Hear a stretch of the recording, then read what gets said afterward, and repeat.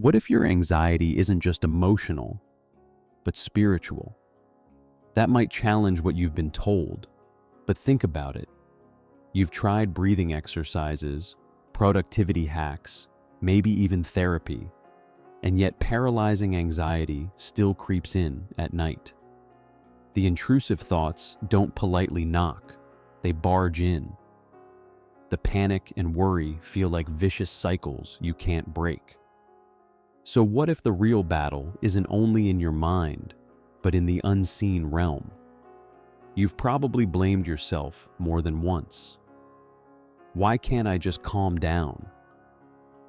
But not every thought that enters your mind belongs to you. Some thoughts must be taken captive. Some patterns are mental strongholds rooted deeper than stress, rooted in fear. And if there's a root of fear, there's also a way to pull it out instead of just trimming the branches. Here's the truth most people never hear. You don't fight anxiety by trying harder. You fight it with spiritual authority. This is about breaking the chains, binding the spirit of fear, and learning how faith as a shield actually works in real life. It's about using the armor of God, standing in the name of Jesus, and walking in the spirit of a sound mind. Inner calm, mental clarity, and walking in freedom aren't fantasies. They're possible, and you're about to learn how. Recognizing the real battle behind anxiety. You can't win a battle you don't realize you're fighting. Most people treat paralyzing anxiety as a personality flaw or a chemical glitch. But what if it's also spiritual warfare? Those vicious cycles of panic and worry often feel automatic, almost programmed. Intrusive thoughts show up uninvited, repeating the same fears until they feel true. And before long, fear doesn't feel like a visitor.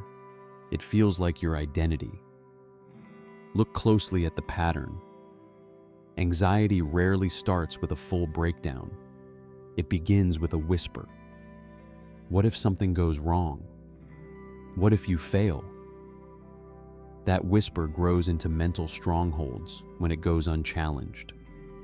The root of fear digs deeper each time you agree with it, each time you rehearse the worst-case scenario in your mind. That's how oppression quietly builds momentum. Here's something practical. Start noticing your thought patterns for 7 days, not judging them, just observing. When panic and worry rise, write down the exact intrusive thoughts driving them. Then ask yourself, is this thought producing faith or fear?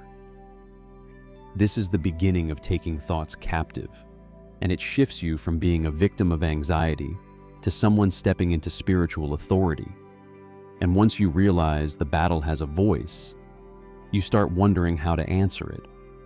Using spiritual weapons to break the cycle. Once you recognize the battle, you stop fighting shadows and start fighting strategically. Anxiety loses power the moment you realize you're not helpless. This is where the armor of God becomes practical, not poetic. Faith as a shield becomes a daily decision to refuse agreement with fear. And the sword of the Spirit becomes truth spoken aloud when panic and worry try to rise. When intrusive thoughts whisper, "You're not safe," you answer with scriptural declarations of divine protection. When fear says, "You're losing control," you stand in the name of Jesus and declare that you have a sound mind. That's not denial. That's binding the spirit of fear and breaking the chains at their source. Try this for 30 days. Every morning speak 3 declarations out loud, even if your voice shakes. I cast anxiety on him. I walk in unshakable faith. I am protected and guided. Words shift atmospheres, especially the atmosphere within you. And pause for a moment and consider something beautiful. This message might be reaching you at the exact right time, maybe early morning in Australia, late night in Canada, or somewhere else entirely. There's something powerful about knowing that people in different parts of the world are choosing freedom at the same time. If this resonates with you, share in the comments which country you're listening from and what time it is right now. It's a beautiful reminder that this conscious community connects beyond borders.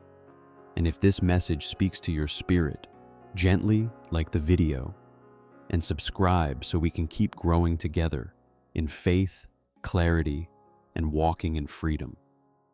Breaking the chains of anxiety isn't just about resisting fear. It's about renewing the mind daily. You don't drift into mental clarity, you train for it.